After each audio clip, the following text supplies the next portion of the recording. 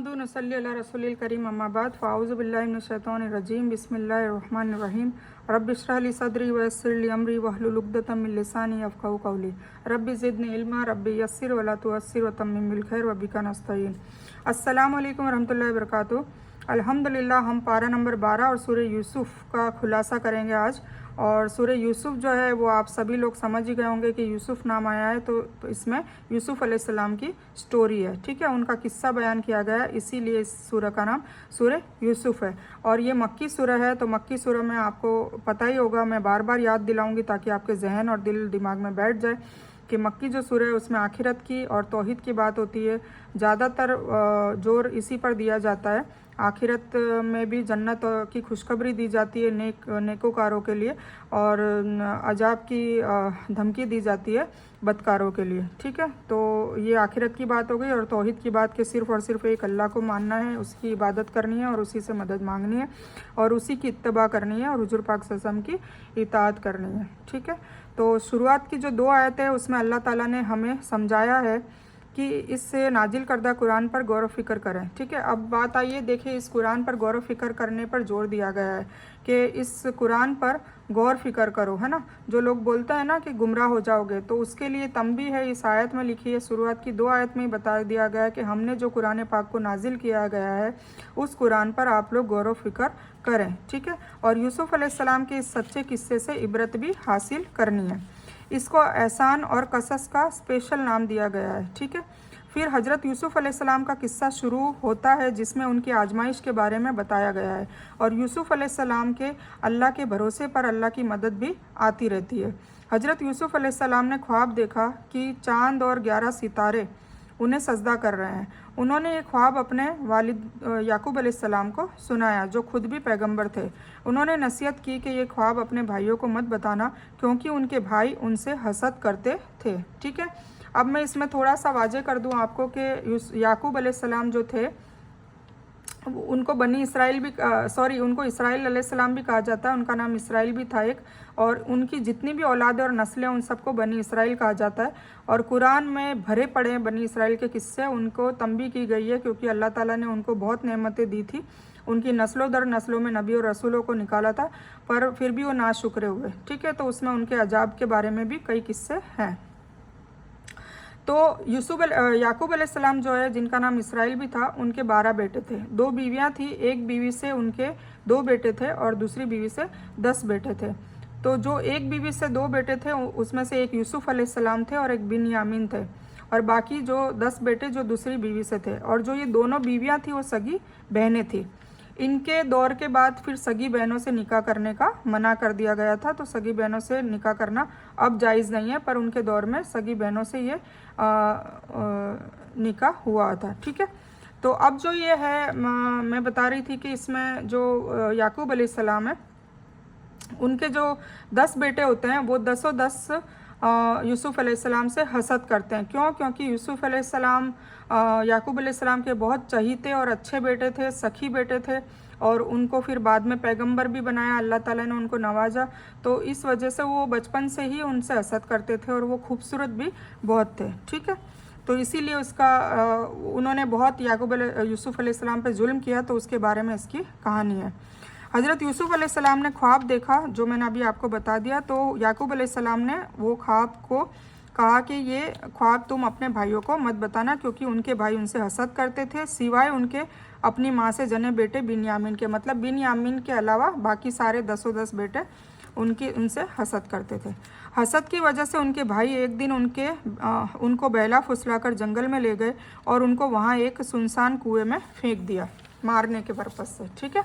और वालिद के पास आए और उनका जो कमीज़ है वो कमीज़ उतार कर ले आए और उस पर खून लगा कर ले आए, और कहा कि यूसुफ़ अलैहिस्सलाम को भेड़िए ने खा लिया।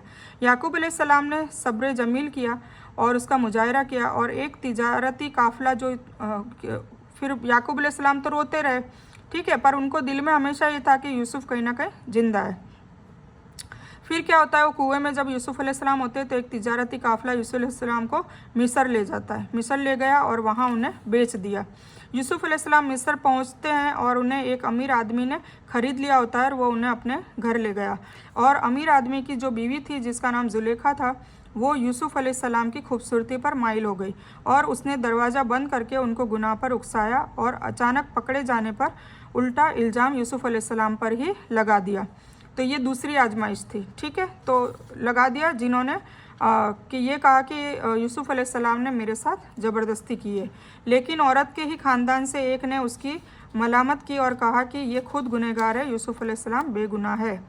अब जो शहर अजीज़ होता है जिसकी बीवी एक ग़ुलाम के इश्क में मुब्तला हो गई है और ये शर्म से उसने, मतलब ये बहुत बड़ी शर्म की बात है, तो फिर यूसुफ अलैहिस्सलाम को उसने क्या किया, जेल में कैद करवा लिया।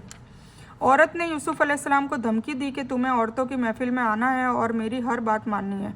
जब वो औरतों की महफ़िल में आए तब वो औरत ने मतलब उस औरत ने पहले ही सारी औरतों को फल और एक चाकू हाथ में पकड़ा दिया और जैसे ही यूसुफ अलैहिस्सलाम उस महफ़िल में गुज़रते हैं तो सब के सब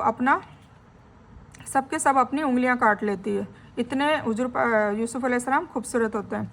जब औरत ने यूसुफ अलैहिस्सलाम को धमकी दी कि मेरी हर बात मानोगे वरना जेल भिजवा दूंगी, तो यूसुफ अलैहिस्सलाम ने अल्लाह ताला से दुआ की, या अल्लाह, इस औरत के गुनाह में पड़ने से बेहतर मुझे जेल जाना पसंद है। और अल्लाह ने उनकी ये दुआ कबूल की और इसी तरह यूसुफ अलैहिस्सलाम को जेल भिजवा दिया जाता है, क्योंकि वो उस औरत की बात नहीं मानते।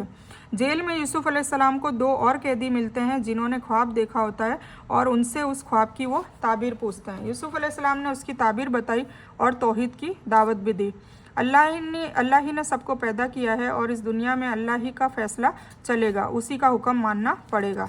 जो बात आज हमारी कौम को समझ नहीं आ रही है, जो खालिक है उसी का हुक्म मानना पड़ेगा, ठीक है। ये हमारे लिए इबरत है कि अभी हमारे कौम में जो लोग गुनाहों में मुब्तला हो रहे हैं और अल्लाह की नाफरमानियाँ कर रहे हैं, तो उनको सबक लेना चाहिए। और सबक कब लेंगे, जब वो कुरान को समझ के पढ़ेंगे, क्योंकि इस कुरान में हर कौम पे अजाब की बहुत बड़ी निशानी बताई है कि हमें समझना चाहिए। और जो उसके बावजूद अल्लाह की नाफरमानियों से बचेगा तो उसके लिए एक खुशखबरी भी दी है, ठीक है। तो इसी से मोटिवेशन मिलता है और अल्लाह का खौफ भी पैदा होता है और अल्लाह से मोहब्बत भी पैदा होती है। तो हमें इस पे गौर फ़िक्र करनी चाहिए।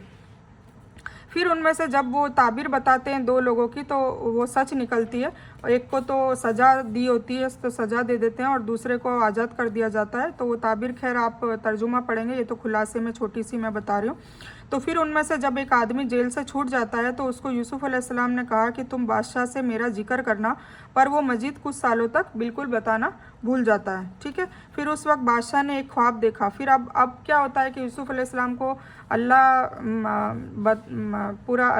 ये तदबीर बनाता है ना कि कैसे निकालना क्या है। तो फिर अब बादशाह को ख्वाब आता है। तो बादशाह ने एक ख्वाब देखा, तो किसी 7 गायें कमज़ोर और 7 तगड़ी है और तगड़ी गायें कमज़ोर गायों को खा रही है, इस तरीके से उस ख्वाब देखा है। अगर आपको पूरी अच्छे से मुकम्मल ये बात जाननी है तो आप यूसुफ अलैहिस्सलाम की स्टोरी सुन सकते हैं, या फिर आप कुरान शरीफ की इस सूरह का तर्जुमा सुन सकते हैं जो मेरे चैनल पे है, ठीक है।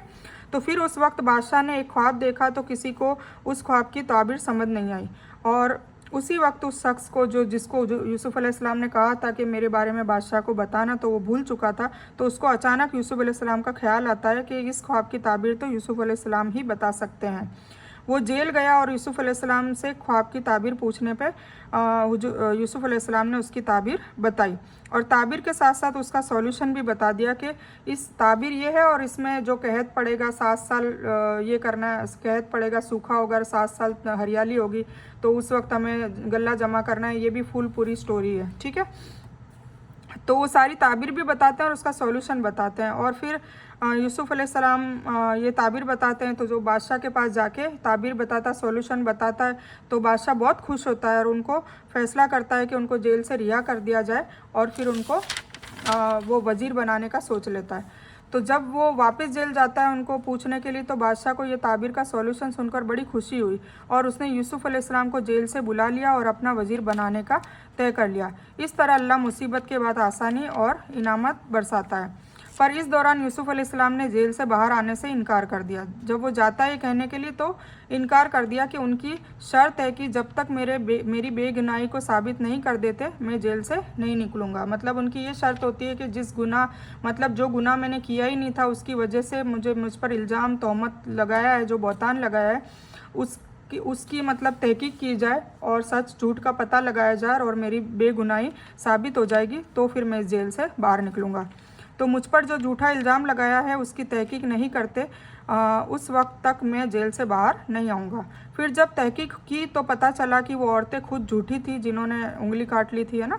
और उस अजीज़ की बीवी ने अपना गुनाह भी कबूल कर लिया और यूसुफ अलैहिस्सलाम की बेगुनाही पर भी रोशनी डाली, मतलब सारी सच्चाई और हकीकत बता दी कि यूसुफ अलैहिस्सलाम बिल्कुल बेगुनाह और पाक है।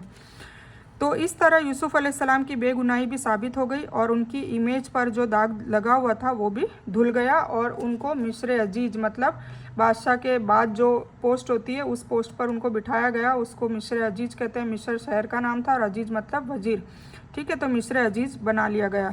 यहाँ से 13वां पारा शुरू होता है। और जेल से भी रिहा हो गए और यही नहीं, शहर के वजीर मतलब अजीज भी बना दिए गए।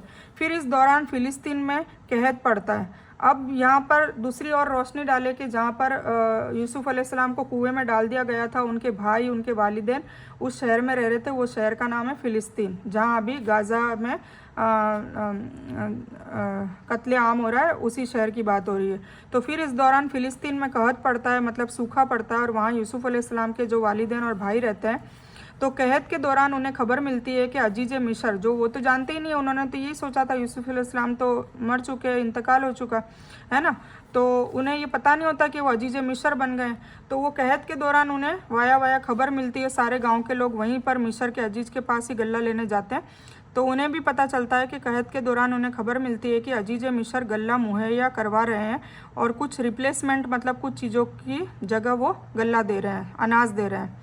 तो यूसुफ अलैहिस्सलाम अपने भाइयों को पहचान जाते हैं। जब उनके भाई वहाँ पहुँचते हैं तो वो यूसुफ अलैहिस्सलाम पहचान जाते हैं, पर उनके भाई उनको नहीं पहचानते। उन्हें खूब गल्ला देते हैं और अगली दफ़ा उनके छोटे भाई जो उनके सगे भाई होते हैं बिन्यामीन, उनको भी साथ लाने को कहते हैं। और इधर याकूब अलैहिस्सलाम बिन्यामीन को साथ में भेजने से परहेज करते हैं, मतलब उन्हें भरोसा नहीं होता है कि उन्होंने जैसे यूसुफ अलैहिस्सलाम के साथ किया था वैसा बिन्यामीन के साथ ना कर दे। तो वो बहुत जिद करते हैं नहीं भेजने की, पर आखिरकार दूसरे बेटों की मिन्नतों से वो भेज देते हैं।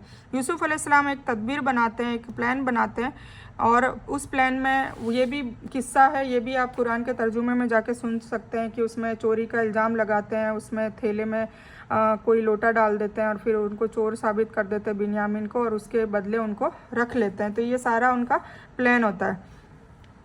तो बिन्यामीन को वहीं पर रोक देते हैं। याकूब अलैहिस्सलाम ने बिन्यामीन के हवाले से पुख्ता अहद लिया था अपने बेटों से कि यूसुफ की तरह इसको भी कहीं नुकसान में न डाल देना। तो उन्होंने पक्का वादा लिया था कि हम हिफाजत से बिन्यामीन को ले आएंगे, पर हुआ क्या, वहाँ पर ये मामला हो गया और वो बिन्यामीन को वहाँ पर रोक लिया गया। तो जब यूसुफ अलैहिस्सलाम बिन्यामीन को रोक देते हैं तो वो भाई फ़िलिस्तीन जाकर याकूब अलैहिस्सलाम से पूरा किस्सा बयान करते हैं। याकूब अलैहिस्सलाम ने इस बार भी सब्र किया और यूसुफ अलैहिस्सलाम से उन्हें बहुत मोहब्बत थी, तो रोते रहते थे और इस वजह से उनकी आंखें चली गई थी, मतलब वो नाबीना हो गए थे, अंधे हो गए थे। पर अल्लाह पर उनको पूरा तवक्कल था कि ज़रूर मेरे यूसुफ और बिन्यामीन वापस मेरे पास आ जाएंगे। याकूब अलैहिस्सलाम ने अपने बेटों को मिस्र भेजा और अपने भाई की तलाश करने का हुक्म दिया।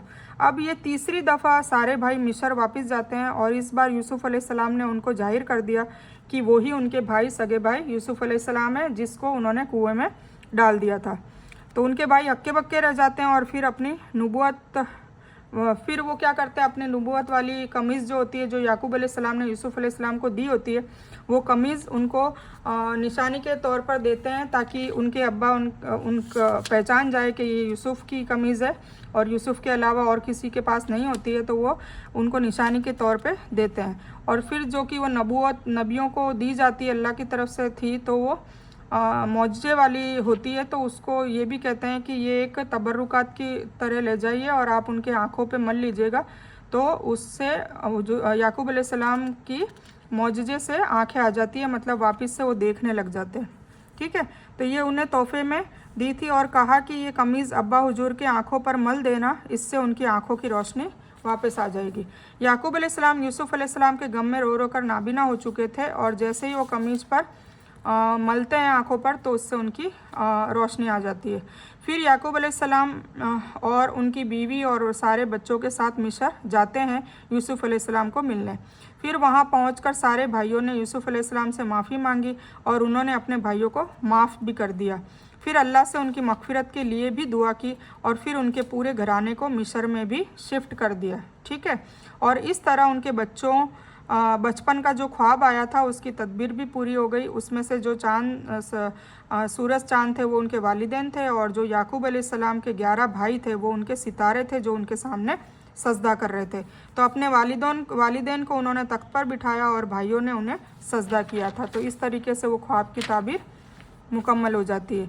ये वाक़या सुनाकर एक्चुअली कुफ़ारे मक्का को बताया जा रहा है। अब ये वाक़या हुजूर पाक सल्लल्लाहु अलैहि वसल्लम को हिम्मत देने के लिए, तसल्ली देने के लिए सुनाया जा रहा है। जब हुजूर पाक सल्लल्लाहु अलैहि वसल्लम के साथ कोई घटना बनती या कोई परेशान करता या कोई कुछ करता तो अल्लाह ताला ने कुरान में उनके लिए किस्से बनाए, मतलब ये सारी तारीखें बताई, हिस्ट्री बताई कि ऐसा नहीं है कि सिर्फ तुम्हारे साथ हो रहा है नबी सल्लल्लाहु अलैहि वसल्लम, ये पहले की कौमों ने पिछले नबियों और रसूलों के साथ भी यही व्यवहार किया था, है ना। तो ये वाक़या सुनाकर एक्चुअली कुफ़ारे मक्का को बताया जा रहा है कि जो हमें भी इससे मैसेज लेना चाहिए, और ये हमारे लिए भी है क्योंकि हम भी इससे अभी तक पढ़ रहे हैं ना, तो हमें भी सबक हासिल करना चाहिए। अगर हमारे घर में हमारे भाई लोग हमें परेशान कर रहे हैं या कोई रिश्तेदार परेशान कर रहा है तो उसे माफ़ करें, अल्लाह पर सारे मामलात छोड़ दें और उनके लिए माफ़ी भी मांगे जो यहाँ पर यूसुफ़ अलैहिस्सलाम ने अमल किया था। ठीक है, तो कि जो फ़िलिस्तीन में और मिस्र में जो यूसुफ़ अलैहिस्सलाम के साथ उनके भाइयों ने किया था, वही कुछ मक्का के लोगों के ज़रिए भी हुजूर सल्लल्लाहु अलैहि वसल्लम के साथ किया जा रहा था, और वो भी उनके कज़िन ब्रदर और ऐसे भाई ही थे। तो जैसे अल्लाह ताला ने यूसुफ़ अलैहिस्सलाम को गलबा अता फरमाया, इसी तरह हुजूर पाक सल्लल्लाहु अलैहि वसल्लम को भी गलबा अता करेगा। ये अल्लाह ताला उनको ये किस्सा सुनाकर तसल्ली दे रहे हैं। और जिस दिन नबी सल्लल्लाहु अलैहि वसल्लम ने मक्का फ़तह किया और उस दिन यही बात की थी, मतलब हुजूर पाक सल्लल्लाहु अलैहि वसल्लम ने मक्का फ़तह के दिन यही बात की कि तो मैं तुमसे वही बात कहूँगा जो मेरे भाई यूसुफ़ ने अपने भाइयों से की थी। क्या बात की थी? कि आज मैं तुमसे कोई बदला नहीं चाहता और मैंने तुम सबको माफ़ कर दिया, तुम सब आज़ाद हो, और उनके लिए भी मग़फ़िरत की दुआ की। तो यूसुफ़ अलैहिस्सलाम ने भी इसी तरह बेहतरीन अखलाक और नरम दिली से अपनी ज़िंदगी को बसर किया, जिससे हमें भी सबक सीखना चाहिए। तो हमें भी इसी मामलात करना चाहिए, सबको माफ़ कर देना चाहिए और सबके जो मामलात है अल्लाह पे छोड़ दें। अल्लाह बेहतर कारसाज है, वो बेहतर जानता है। ठीक है, और वही सारे फ़ैसलों पर कादिर है। ठीक है, तो हमें कोई फ़ैसला नहीं लेना है, बस हमें एक ही फ़ैसला लेना है कि हमारी ज़िंदगी में कोई भी हम पे जुल्म करे, ज़्यादती करे, उसके लिए माफ़ी मांगते रहो और उसको माफ़ भी कर दो और उसके मामलात अल्लाह पर छोड़ दो और उनसे किनारा कर लो, सलाम दुआ तक रहो, उसके बाद उनसे कोई फिजूल बात ना करो, तो उससे क्या होगा, शांति बनी रहेगी। तो आई होप ये सूरह यूसुफ़ से हमने कुछ ना कुछ हासिल किया होगा और अल्लाह ताला इसको कहने और सुनने से ज़्यादा अमल करने की नेक तौफीक अता करे। और इस बयान को मैं यही मुकम्मल करती हूँ। तो इस बयान में कुछ भी दीन की अच्छी और हक बात आई हो सिर्फ़ और सिर्फ अल्लाह की तरफ से है, और बुरी या गलत बात जो गलती से या जज्बात में आकर मेरे मुंह से कुछ भी गलत वर्ड या कोई बात निकल गई हो तो वो मेरी तरफ से है, और इस गलती के लिए मैं अल्लाह अज़्ज़ व जल से और आप सभी लोगों से माफ़ी की तलबगार हूँ। मैं कोई आलिमा नहीं हूँ, मैं सिर्फ तालिब इल्म हूँ। अल्लाह मेरी कोशिश से आप सभी को सही नफ़े बख्श इल्म पहुँचाए और मैं आप लोगों की हिदायत में और हिकमत में सदका जारिया बनूँ, बस मेरी यही तमन्ना है। आमीन सुम्मा आमीन या रब्बल आलमीन। रब्बना आतीना मिन लदुनका रहमतम व हय्यि लना मिन अमरिना रशदा। अल्लाहुम्मा सल्लि अला मुहम्मद व अला आलि मुहम्मद कमा सल्लैता अला इब्राहीम व अला आलि इब्राहीम इन्नका हमीदुम मजीद। अल्लाहुम्मा बारिक अला मुहम्मद व अला आलि मुहम्मद कमा बारकता अला इब्राहीम व अला आलि इब्राहीम इन्नका हमीदुम मजीद।